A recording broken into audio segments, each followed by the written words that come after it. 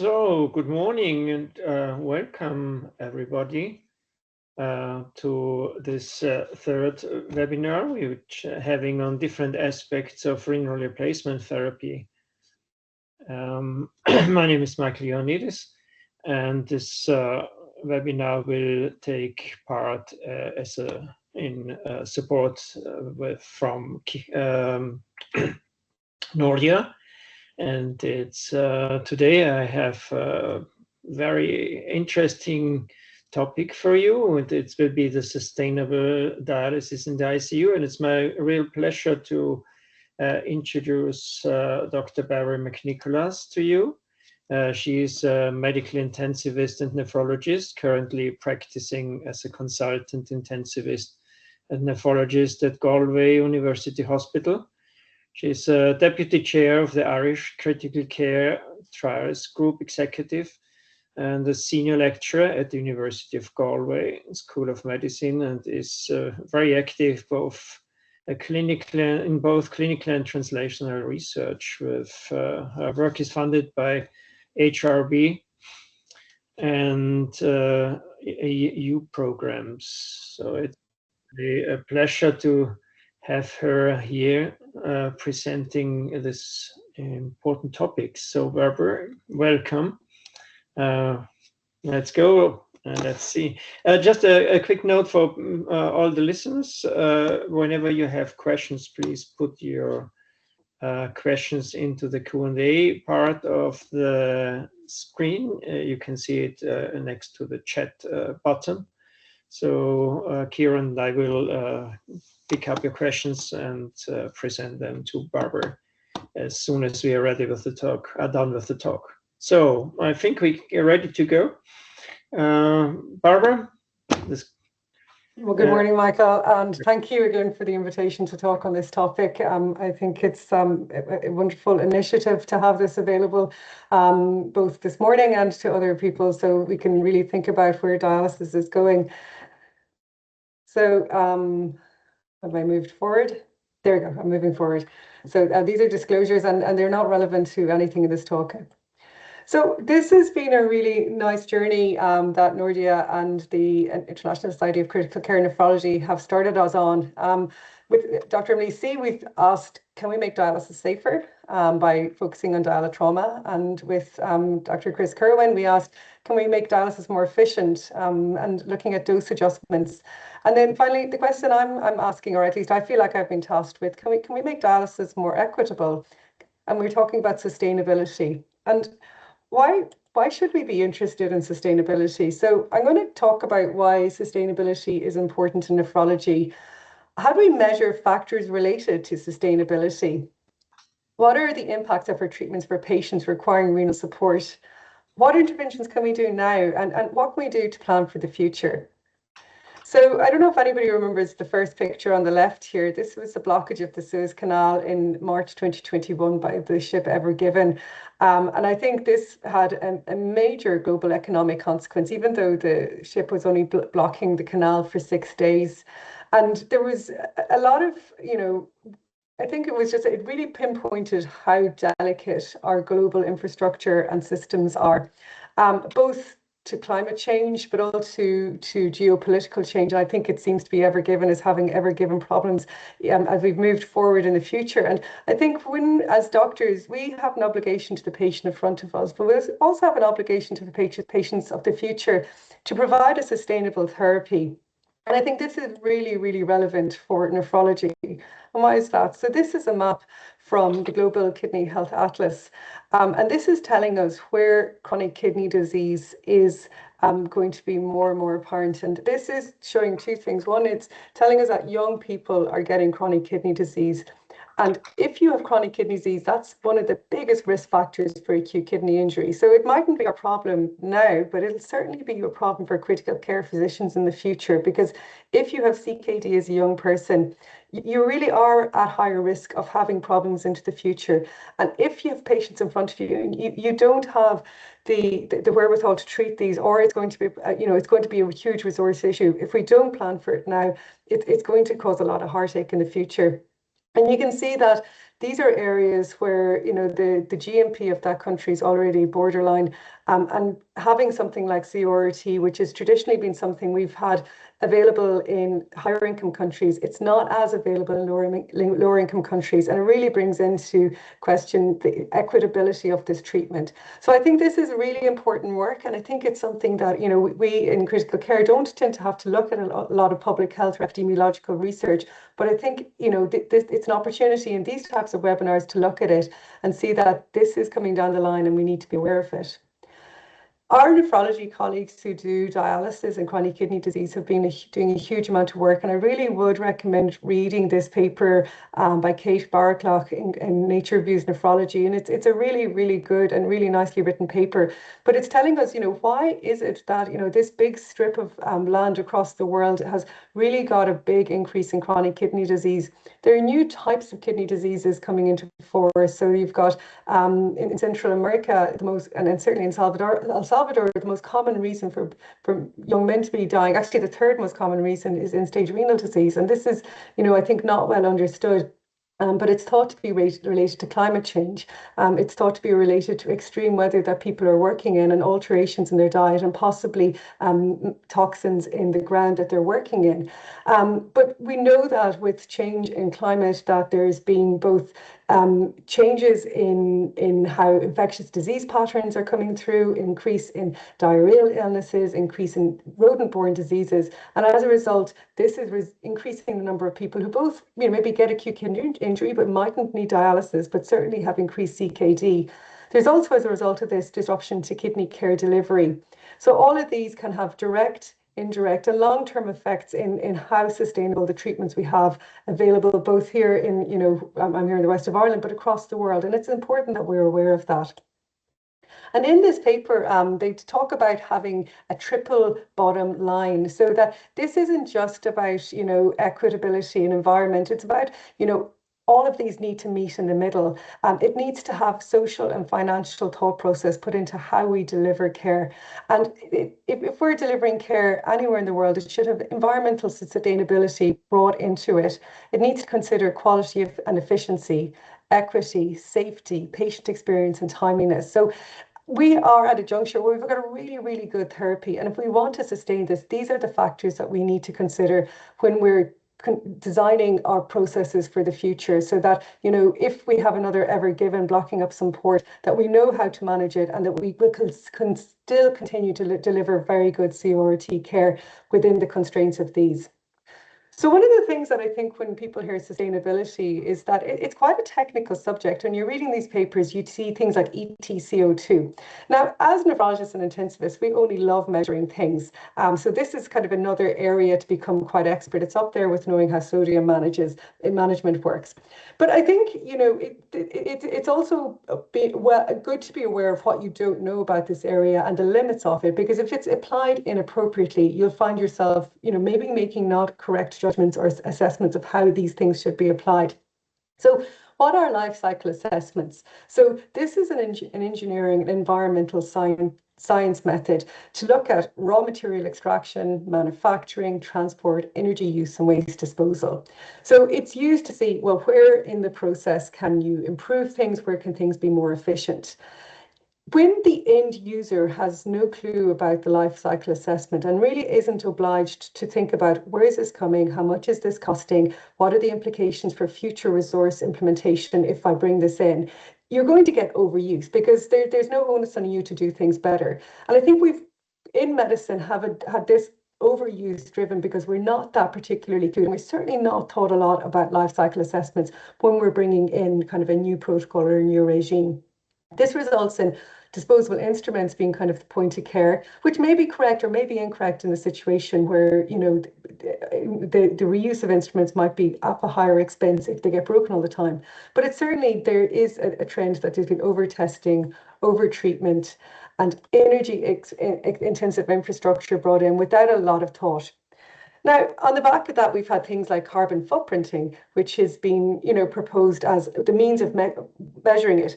This then starts to go, well, where did carbon footprinting come? So again, and this is being used by scientists, environmentalists, but the whole idea of personalizing it to people so they can measure their own individual cost was brought in by British Petroleum. Now, I only hope that that's in their real interest of, cutting fossil fuels, but, I think there are people who would argue that this is something that really distracts from the problem with fossil fuels being something that really needs to be managed rather than individuals, going on a dialysis run, which is equivalent of like driving to Germany. But it is very important that we realize that there's been huge controversies with regard to the implications of sustainability, and people feel like they're going to be shortchanged. And if we don't acknowledge those, then we're going to have barriers. We'll have invisible barriers. So I want to really emphasize that carbon counting is a mechanism that has been really important across medicine to identify high waste areas. So it has helped compare interventions. It allows you to see, okay, if we bring this intervention in, will this actually result in improvement? It allows people to optimize procurement, reduce waste, redesign supply chains, and guide infrastructure development. And places that it's been used across in medicine go from anything from anesthetic gas emissions. In respiratory medicine, it's being used for inhaler propellant redesign. It's been used by our nephrology colleagues in intermittent hemodialysis to improve dialysis water consumption, operating theatre waste, and ICU energy use. But at the same time, if you're doing something that you don't know what you're talking about particularly well, and I'm not an environmentalist, and I haven't really had a huge amount of training in how to count carbon. You could have inaccurate carbon counting. And if you do this incorrectly, then you're going to lose confidence from the people that you're actually trying to bring in a new regime. You have to be very careful what you ration. So if you're rationing care, that's going to cause people to get their backs up, and they're not really going to want to. They're going to think that, look, you've no interest in the person that's in front of you. And as doctors, we have to balance providing equitable, fair, justified care with also continue to provide a service. There's the implications of what can you do as an individual versus what can be done at an industry level and what can be done at a hospital level. I would argue very strongly that here, as doctors listening to this talk, we are the ones that are empowered to make these changes. So we are not the individual, we're actually industry, and we're hospital level. So we, and doctors and nurses and allied health professionals that add, as a group, have the ability to actually say, no, these are the changes that we want. We're part of that life cycle analysis because we're the end users, and we really can influence how this goes forward. Patient care and environmental care should not be pitted against one another. They have to and should be aligned. And we need to move beyond individual guilt, fragmented behaviour, symbolic gestures, moral fatigue, and performance sustainability to actually something that is scientific, logical, and forward-moving for the field. So, and I think this is what's being done in renal replacement therapy. So they've really looked at high water consumption, plastic waste, transport processes, energy intensive processes. And they've really worked at an awful lot of time, have worked with the industry partners that deliver renal replacement therapy to improve these.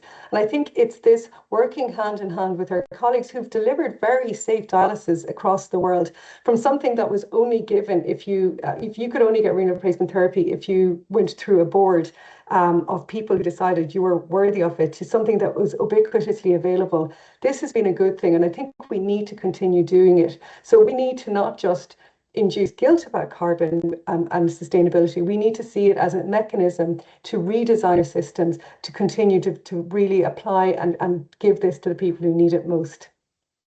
I'm going to mention just one initiative, and there are many more, but this is one that's relevant for Europe. It's the Kit New Care. So this is an initiative funded by the European Union to look at different aspects of how dialysis is delivered. And they've used Delphi type questionnaires amongst nephrologists and interested industry partners and nurses to see what are the components that we can go after, what are the easy wins, what are the big wins that we can do. And they've really broken it down to each aspect of how dialysis is delivered. So from configuration of consumables to infrastructure to waste handling, digital optimization, pharmacy medicines, procurement chain, energy and water saving, and peritoneal dialysis. And again, peritoneal dialysis is something that we can deliver in ICU. It's not something that a lot of places use, but it certainly is there. So these are all factors that we can really go after. the European Renal Association has looked at this as well too, and they've talked about how resources and waste management is something that we can look at very critically. And again, this is going to work that we could look at in ICU and CRRT delivery to optimize. And it's a huge task, and I think that's why a lot of people will probably shy away to it to a certain extent, because there's activity everybody can do, but there's also activity that professionals, learned societies, patient organizations, policymakers need to be going after, because to change practice and to continue to evolve in how we deliver renal replacement therapy is something that we all need to do together. It moves as a complex organization, and it's taken a huge amount of work to get us to the point that we are, but to continue to evolve and develop this therapy, I think we can look and see what our colleagues in renal replacement therapy are doing. And this is from Susan Watnick's slide, and the recent KDIGO controversies around how to deliver green nephrology. Now, it didn't really focus on renal replacement therapy in ICU because it's quite a different beast, but there are huge learnings that we can do in terms of what are they doing, so we're not reinventing the wheel.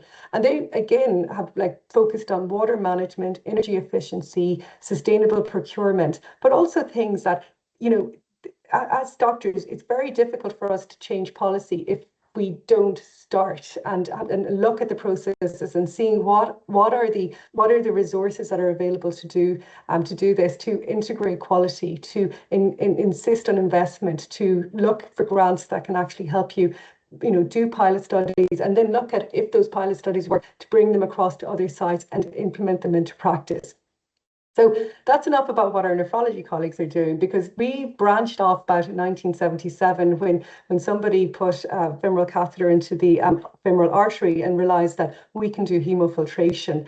And in 20 years, we've managed to, really bring to fore a really elegant system for delivering dialysis to critically ill patients. And it's very different from what gets delivered in intermittent hemodialysis. It's a different patient cohort with different needs.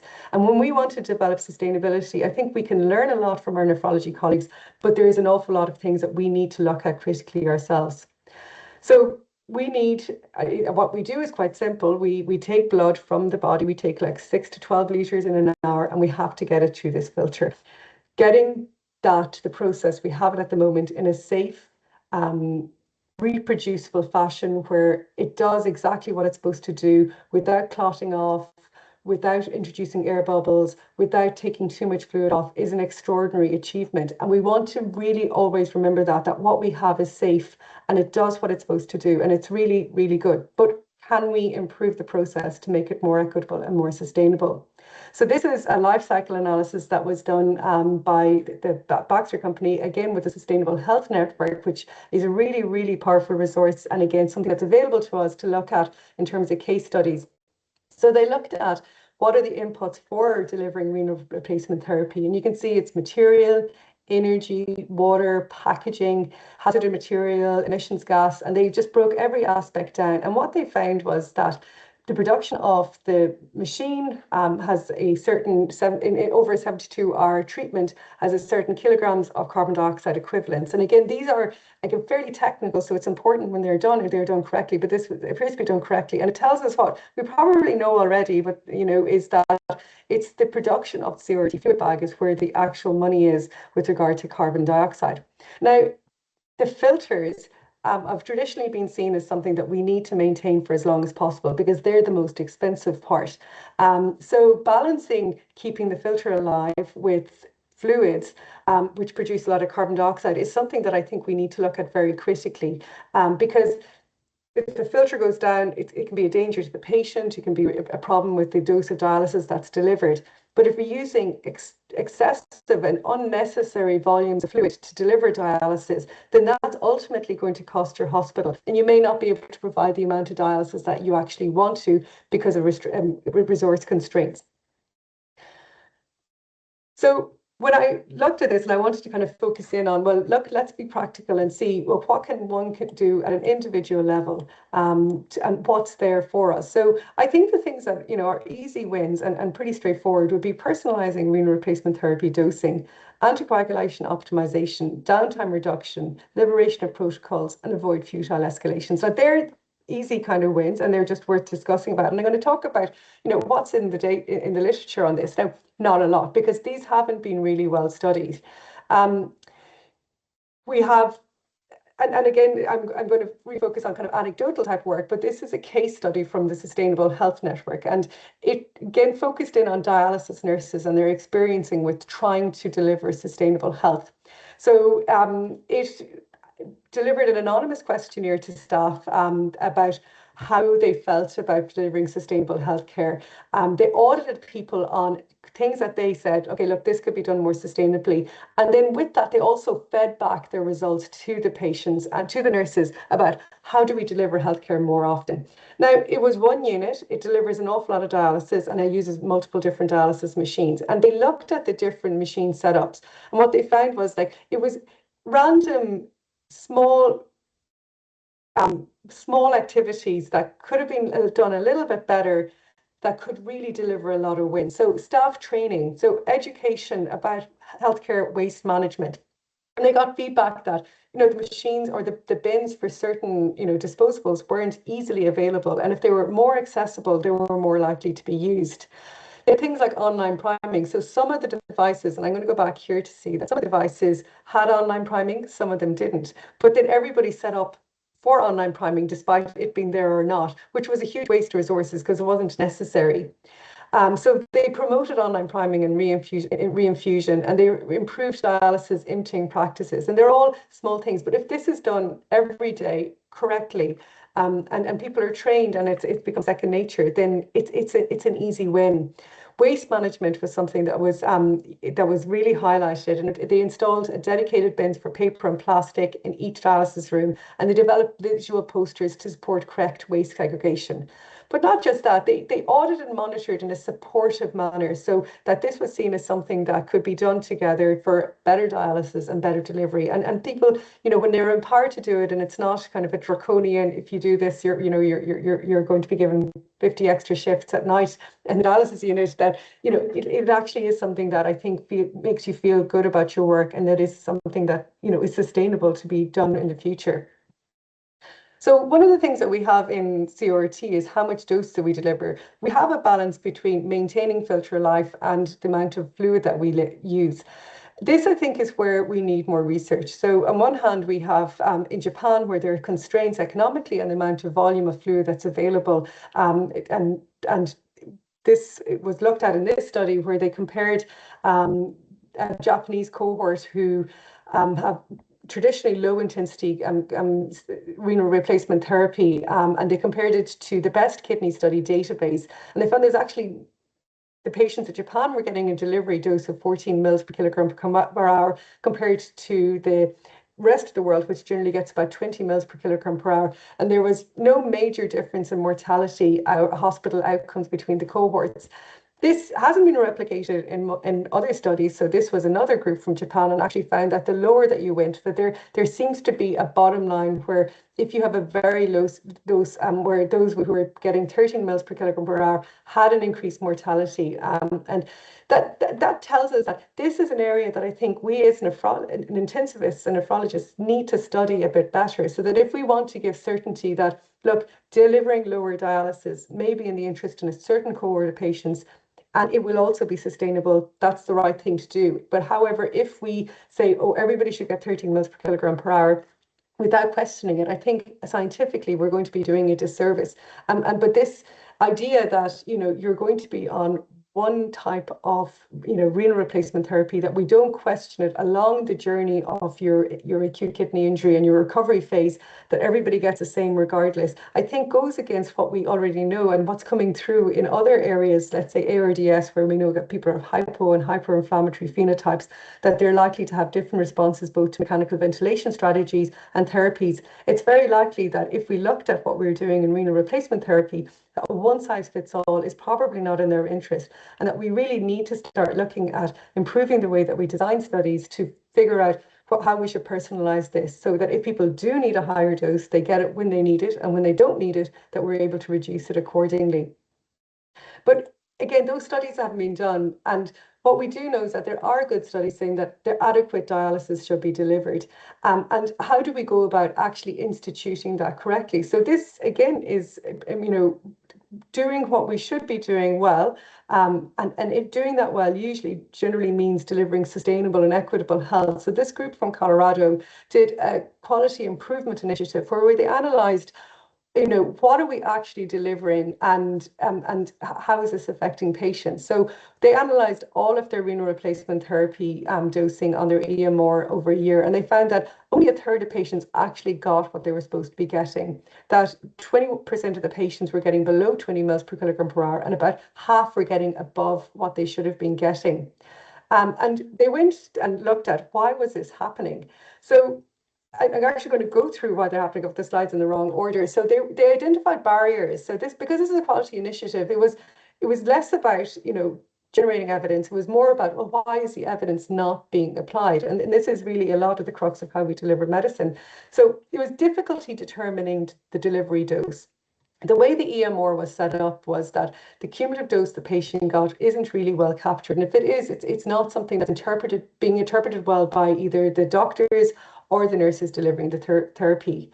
Time off circuits was being reduced, and this wasn't being recognised in the dose. There was inconsistencies in data collection. There was communication difficulties between the providers and the nurses.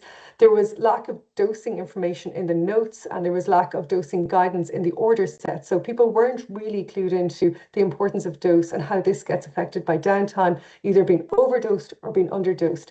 And then if these were brought in, they weren't really being educated about them. So what do? So they modified the electronic medical record to automatically calculate average delivered CRRT doses over 24 hours. They trained nurses to standardize input.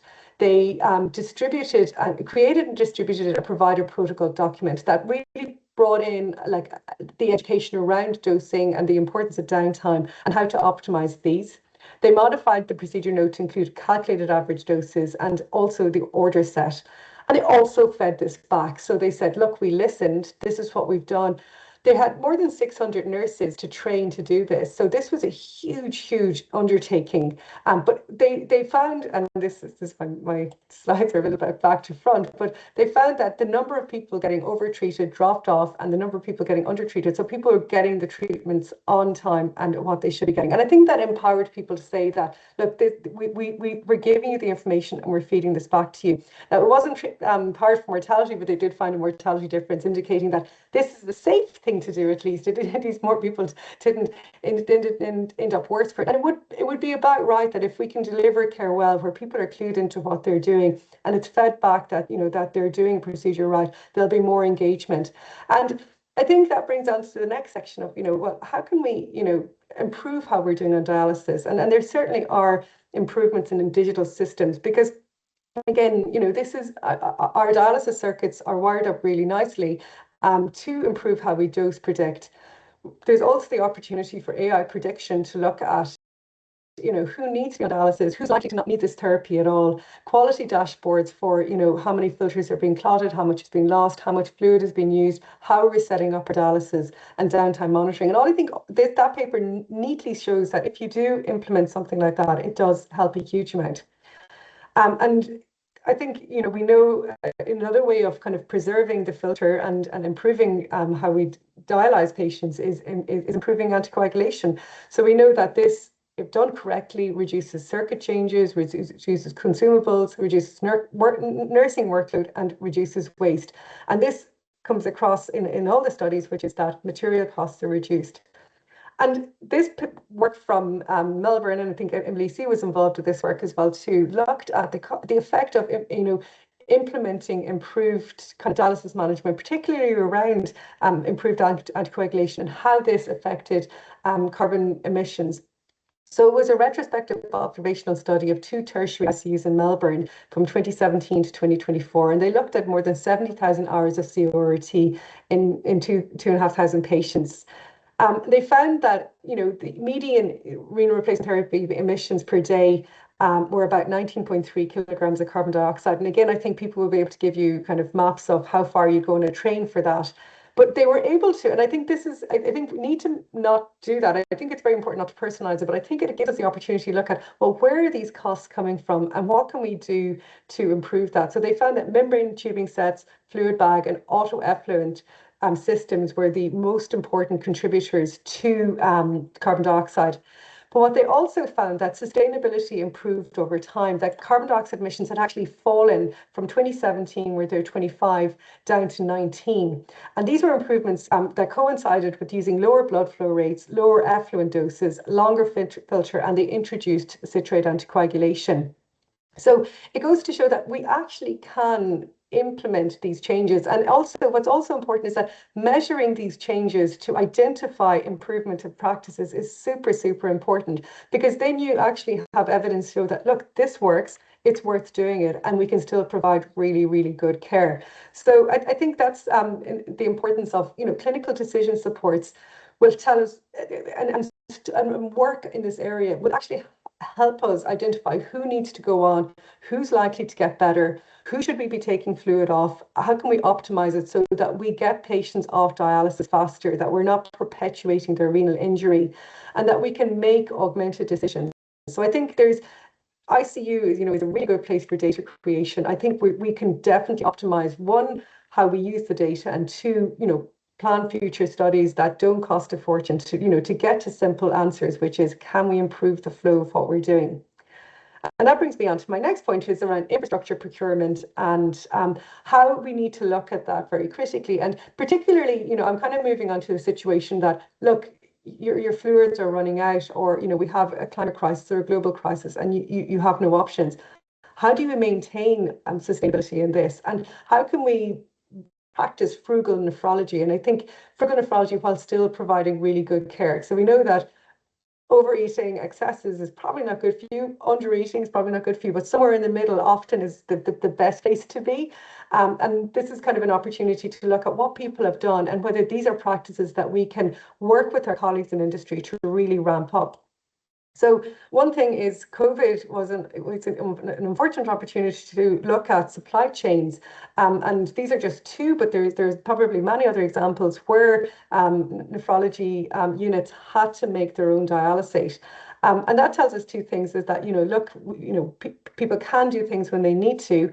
How safe are they? And are these things that, we can then look at, implementing in the long term, and how can we do that in a safe and sustainable manner? So I'm going to just maybe focus briefly on Javier Nair's study, where they used renal replacement therapy dialysis machines, and they used that to make dialysate locally. So they 3D printed kind of the interconnections, and they used TPN bags, and I'd really recommend reading it. It's a lovely paper on how they had anticipated this might have happened, and then how they implemented it, and how these are really important papers to be aware of as kind of backup options in the situation that we don't have dialysis fluid. And I think you'll find that there's an awful lot of research, not research, but just reports telling, what you can do when you're really stuck. And I think a very old time nephrologists say that, oh, we just used Hartmann's at the start anyways. But, we do know that these improvements in dialysate fluid have been really important for quality control and for delivering consistent dialysis. So you don't want to lose that. But at the same time, if there are ways and means of improving the flow to make dialysis more sustainable and equitable, we have to look at them, and we have to work at trying to get these done better. This is from Nutha Lumtergal and Marlies' group in the UK, and they did the same thing. So they batch treated, and they described the type of dialysis that they made up. So they were very rigid about what could be in the bag. So they had a zero bag, and then they had and then was potassium being added. So they had trial phase, and they also had assessments of how safe it was into toxins and colony counts. Because again, this is really important. We have very, very safe dialysis. If you look again, you can look for reports of what used to happen when people had to make up their dialysate locally. Compounding errors frequently happened. infections frequently happen. So if we have our systems because they're safe, and because what was there in the past wasn't actually that particularly safe, and you couldn't always guarantee that there was somebody who's going to consistently order and consistently compound. So this process of, batch sending it out didn't come out of nowhere. It's come out from, this is a safe thing to do. But I do think we need to look at, well, how can we continue to make it really safely, but improve how we're delivering it? And I think, again, our colleagues in nephrology are dealing with this. So this is a group who are looking at trying to see the safety of using tap water to reconstitute PD fluid. So we know that delivering dialysis fluid is really high in carbon costs. And, we're delivering 5-litre bags by X multiples in big articulated lorries. That's really expensive. How about delivering just the bags with the salts and they get reconstituted locally? So this was published in Kidney International Reports. And it was a study of automated solution generation that produces PD from tap fluid. They enrolled 12 adults and 14 completed the study. So there was a big dropout. But their primary endpoint was how microbiologically safe was this to be done.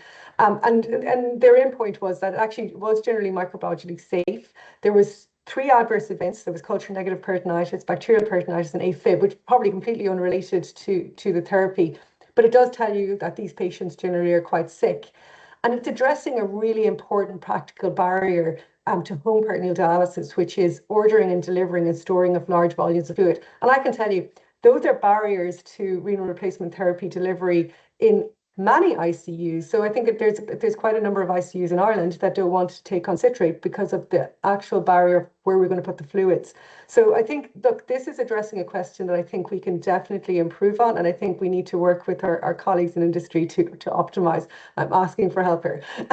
So the other thing then is recycling. So, dialysis facilities produce an enormous amount of plastic. CRRT is the same.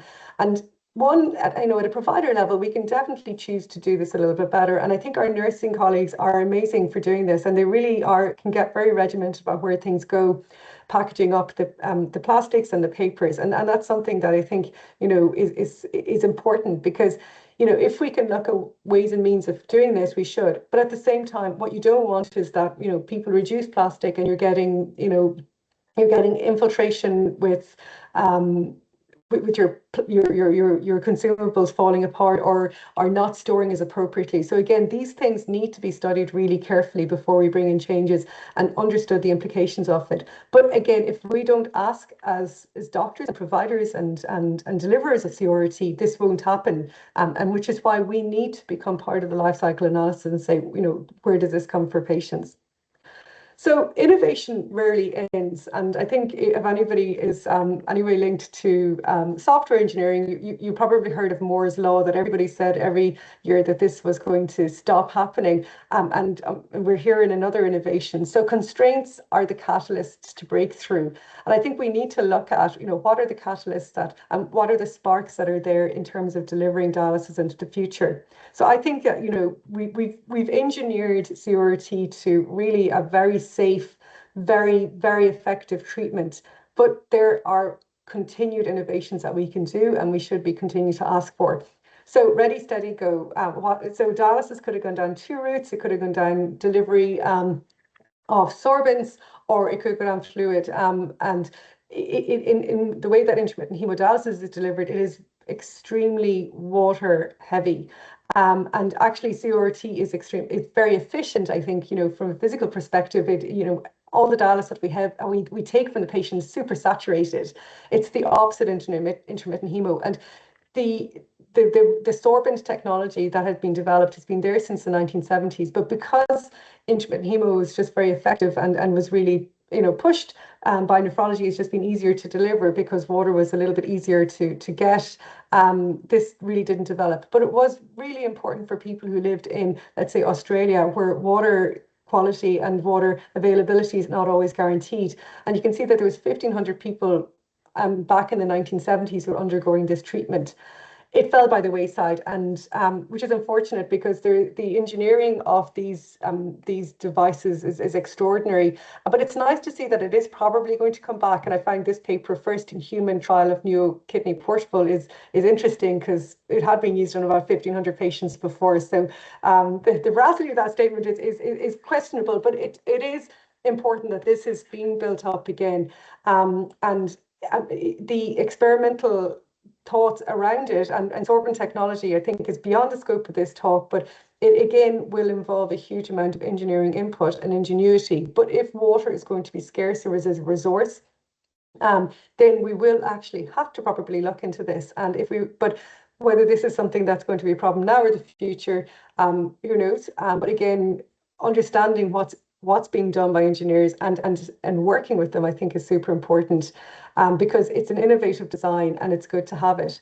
And it's not the only design. So there's pretty amazing things being done by implantable dialysis filters, wearable peritoneal dialysis, and this was the wearable artificial kidney, which was being designed while I was a fellow at the University of Washington. And again, working on sorbent dialysis and dialysis regeneration. And I think there's nobody who would not want that to be done if it's effective and if it's safe. And then what about global equity in CRRT delivery? The CRRT is an extremely expensive therapy. Does it need to be? It may be really expensive in first world countries if water access is an issue.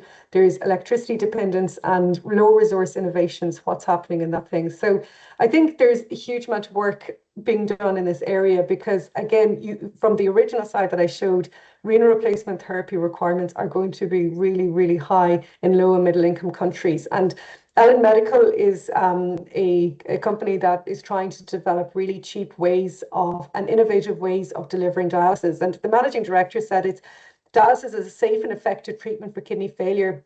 For every patient that gets this treatment, another 3 will die just because it's too expensive. And I think, look, we really need to look at that and see how can we deliver this more effectively. Their point of care peritoneal dialysis system uses water purification, and the whole thing can be delivered in a small suitcase. And this is something that was presented at the World Congress of Nephrology in 2023. So these are things that, look, they don't necessarily need to be done in low middle income countries, although I can happily tell you that the solar panels won't work in Ireland most of the time. That if they work, they should be used, and we need to look at how to deliver them. This other paper is the delivery of hemofiltration without a dialysis machine in pediatric anesthesiology. And again, showing what you can do when nothing is available to you. There's more work that's being done in processing of dialyzers. So this used to be par for the course back in the US, and there were really good papers comparing different ways of cleaning out your dialysis membranes, because one, they were so expensive, and two, because of the way that they were made, the more you use them, the less inflammatory they became. So, if they'd actually get better and as they got primed with your proteins.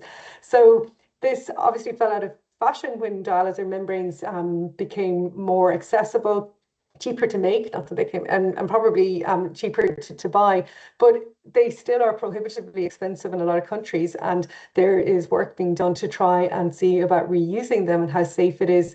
And again, you have to balance the expense and the toxicity of the treatment versus the environmental implications of it. But again, if we don't look and we don't ask, we're not going to find out.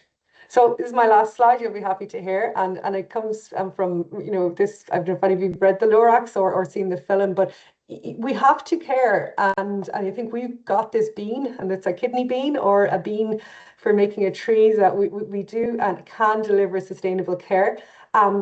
We're not just individuals, we're really empowered. We're, as clinicians delivering renal replacement therapy, are in a very privileged position to influence what industry can deliver, because what we ask, they generally will follow if we provide the evidence base for it. I really think that, AI is going to be given a bad name in terms of energy efficiency, but it can be used effectively. And we have to use the tools that are available to us to provide, clean and sustainable care. And that, we need to make sure it's always equitable. So if we can provide initiatives that work very well in high income countries, we should try and see how we can provide them globally across the world, because everybody will need them as well. So with that, thank you very much again for the opportunity, and I'll happily take any questions. Wow, Bairbre, it was really a fantastic talk. Thanks a lot for, I think it was a really huge spectrum of possibilities you were addressing where we can make renal replacement therapy more sustainable. And I'm just, I was a bit overwhelmed by so many aspects we have to consider. So it was really eye-opening. Thanks again for your talk. I mean, I haven't seen yet any questions in the Q&A section, but I was just, my first thought when I was listening to you is can we manage it as doctors alone to think of all these aspects, especially when you were addressing materials, new devices, solvents reprocessing, or do we need something like a sustainability team? How do you think about this? Well, that's why I think something like the International Society of Critical Care Nephrology is really important. A lot of these times we need a platform for identifying this as being important. I also think we shouldn't be reinventing the wheel. Our colleagues in nephrology have done a huge amount of work and huge amount of, looking into how, things need to be delivered. And there's what the individual can be done, what policy needs to be implemented. And then how do you engage with industry and how do you engage with governments? So it's like any public good. If something's being reimbursed in a certain way, it'll change practice. So we know that from EPO being reimbursed IV versus subcut changed everybody overnight to IV to subcut. If we want something brought in and we say that you're not going to get paid unless somebody gets 20 mils per kilogram per hour, that will very quickly change management. And if you're so KPIs are probably an unreasonable way to do it. You have a bit of cart and stick, and you also have to, really look and see, what are the ways that we can change practice. And evidence-based medicine is good because you can say that, look, we've proved this to be safe. Now we have to move on to the next part, which is less exciting. It doesn't tend to get you as many New England papers, but it is how do we deliver? So that, things like quality initiatives and publishing those as saying, how did we change practice? How did we change people's minds to deliver that stuff? I think comes from one being empowered and, this idea of, look, you're doing the right thing and this is how you move it forward. I think partnering with industry is hugely, hugely important. And again, using those tools to test, to bring about practice change, to bring about innovation, and having that, saying that now this is it, nothing's ever going to change, will not be what we want in critical care nephrology. So that's my feeling, is how do we do it? Platforms, policy, empowering doctors to talk to, to healthcare agencies about how we reimburse things and how we make things available, and leadership, I think, from, people in the field saying that this is important. It's something that we need to go after. Yeah, absolutely right.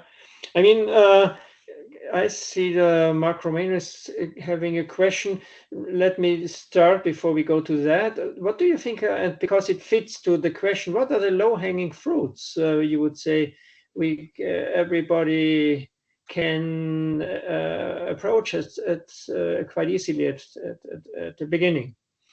So I think the low-hanging fruits are definitely dosing appropriately. So I think that paper from Colorado showed how it's not easy to do that. It involves a huge amount of education of actually delivering the correct dose.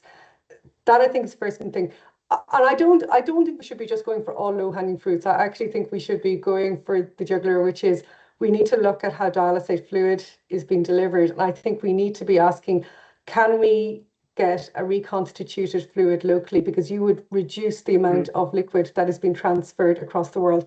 I think, that is something that, as a cohort of us, we almost need to have a prize, because they had the the Kidney X Prize in the US. So this was basically innovation in kidney disease and dialysis delivery, got a big prize if you produced anything from organoids to this, that, and the other. So I think one is doing what we do properly, and that's a quick one. It's important to do. And the next one is that we actually know we really need as a group to be, looking at how can we promote innovation and how can we get somebody who's probably sitting beside a dialysis machine. The third thing I think is dialysis education. If we're not training the people who are innovating to engage with us, so if we look at dialysis as a fait accompli in terms of a technology, we'll never change it. If dialysis nurses and doctors are not working with industry and are not being educated about how to, tinker with it, we will never change it. So I think really, having, more education about intensive care nephrology, both starting people on it, delivering the therapy, looking at the data, and then looking at the machine and playing with the machine, we're never going to change it. Yeah, blame the dialysis. Yeah, I mean, you're absolutely right. So but still we can address these some obvious or very easy accessible things, which is optimizing dose. I think you very nicely showed this.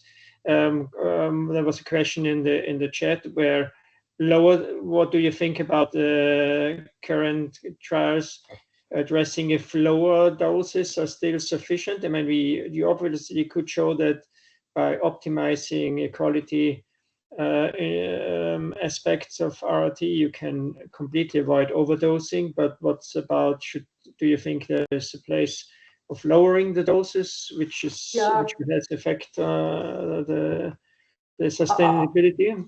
I really do think that the lowering of dose, but I think it's, and no more than when Chris presented the last day, is dose is probably not going to be uniform. Your dose requirements probably changes across your stay of ICU. So when you come in and you're very hypermetabolic, or you're just immediately after a procedure, or you're in the throes of sepsis, versus when you're in recovery, and maybe your metabolism slowed down. We don't know, because we've just put a one size fits all. I really do think there probably are differences, and this whole idea of keeping people on 24 hours of treatment when they need to start ambulating, or removing, lots and lots of fluid by intermittent hemodialysis over a 2 to 3 hour session versus 12 hours overnight. All of these, like the nuances, I think hasn't been well looked at. How do we look at this? So do we need another very large randomized control trial, which will take about maybe 5 to 10 years to get off the ground? I think we need to start looking at innovative ways to do these studies. And everything gets logged with renal replacement therapy. Like 70,000 hours of renal replacement therapy treatment hours was logged from that two hospitals in Melbourne. We have so much data. And we just need to start looking at what we've been doing, because people do things differently, and doctors will do things differently as per their patients. And I think if we start just having pragmatic, practical type studies that are with outputs and outcomes that are reported to anyways, which is mortality, they're the type of studies that we need to be really doing across ICUs, and save RCTs for large scale interventions like pharma. But these kind of like nuances and quick chipping away of therapies, they need to be done a lot more simply, without the big rigorous, because this is the work, where you have to get somebody's individual consent to share their data, which I think is bananas. This is for public good, and we need to really democratize how these studies get done, and how we can just get the data on what's the right thing. That doesn't, we're not making a big change, we're just, adjusting care. And I think that those trials and that trial methodology needs to be brought in. That's a whole other talk, I think. How do we do trials in ICU? I've got my thoughts on it, but I do think we need to do them, and having evidence will allow people. It gives them the reassurance that they're doing the right things. People don't do things because they don't feel comfortable, because they don't know it's the right thing. If we can confidently say this is the right thing, and if we can confidently say it's the wrong thing, then we can tell them, and you're providing equitable and correct care. I mean, one aspect when you nicely showed is that a significant portion of waste products is the changing of the setup of the tubing and the filter. So does this all promote citrate as primary anticoagulant? And one question which was also raised here: do you think there's a difference in terms of sustainability when we use concentrated citrate versus diluted citrate in forms of pre-dilution? Do you think this can affect the sustainability? Yeah, so the problem with citrate is not suitable for everybody, first off the bat. We know that about 17% of patients will get citrate toxicity, and depending on your comfort, and a lot of people aren't comfortable leaving a patient with a high lactate or a high noradrenaline requirement on citrate, you can't use it, or you need to be really careful, in which case if you're careful, you're going to be using lots and lots of blood syringes, and you're going to be watching your patient very carefully. So straight off the bat, I think we need to acknowledge about 20% of patients won't be able to use this. And then we have those patients getting no anticoagulation, and I don't know how good that is for the patient. So that's straight off. So I think that's something that we need to acknowledge. And I think we probably could give citrate to a lot more people if we had better monitoring parameters. In terms of dilute versus concentrated citrate, I think if the dilute part is implemented into the dosing, it probably shouldn't make a big difference. The problem, I think, with some of the formulas was that the citrate wasn't being considered in the dose, which meant that you were being very overdosed because the citrate was considered as, this is citrate, we're not including it. So if that volume of blood is brought into 25 mils per kilogram, the problem then is when you go down to a low dose of citrate, you're giving so much citrate that you're not getting any other electrolytes, and then you cannot deliver a very low dose of dialysis, at least giving pre-dilution. So that in that situation, the concentrated citrate would probably make more sense. We know, I think from Sasha David's work, that the concentrated citrate can result in more citrate accumulation. So, and again, it's your comfort between the two. But I think it comes down to that we need innovation in the dialysis machines that you can switch over and back without having to change the circuits. I think that would be really, really important. And my feeling is that the concentrated citrate probably would be better, particularly when we want to go to low, ultra low, and that we, you know, the dilute citrate is safe, but if you want to go to low doses, it's very hard to get a proper match with the other electrolytes that you need within it. And that there is a big cohort we can't use it in, so it's not the answer. And it tells you that you probably have a sicker cohort of patients when you have no anticoagulation. And they're the group that we want to make better. And I think we're not studying them well enough, and they change their circuits really frequently, and that's all they didn't need when they're already really sick.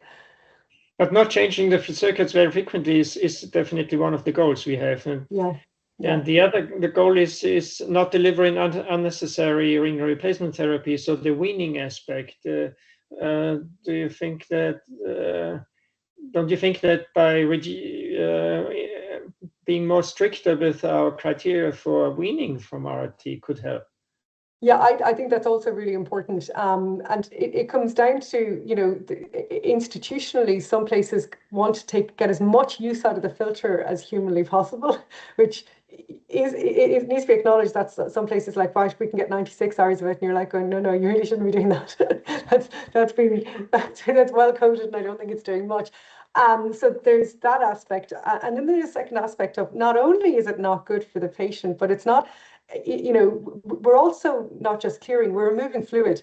And if we don't critically look at getting the right amount of fluid off, or if we take too much off or too little, we can perpetuate that requirement for dialysis. So understanding how much, so we don't just dialyze for clearance, we dialyze for fluid removal, and getting that right and not perpetuating renal injury. The other thing that you see around renal replacement transitions is inappropriate dosing of medications. So vancomycin is the classic, where they were on renal replacement therapy, then they're off, and next thing you know, they have a vanc level of 30 because it got missed. And then again, that perpetuates their requirement. I think it's that coming off the dialysis machine is quite messy. And I think something that we need to start looking at more, because not only do we want to preserve their kidney to not need more CRRT circuits. We don't want to augment their requirements of needing renal replacement therapy in the future or CKD, because we know when these patients survive, they've got increased risk of heart disease if they do survive, and an increase in renal replacement therapy depending on their age. And it's, I think if we do definitely need to look at processes around it, and I think study it a little bit better. And the other thing is the confidence that you have of your availability of intermittent hemo and how well you get on with your nephrologist, because some groups don't have intermittent hemo available. And I think in that situation, looking at something like, overnight renal replacement therapy for fluid management, if that's available to you, but then that's going to cost a lot. But then if it's going to cost less, not putting them back on a ventilator, having another bout of renal replacement therapy and sepsis and pneumonia. So we're looking at an already tricky group.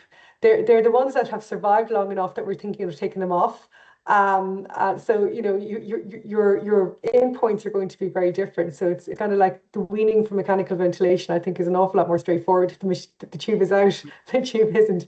And we make it so difficult for the tube to go back in. Whereas renal replacement therapy, we have this intermittent hemo hanging off. And I think that can really be very hard on patients where they've 2 hours and 24 hours worth of fluid to take off in a short period of time. And we are very delicate patients. So I think that needs to be figured out as well. Yeah, you're absolutely right.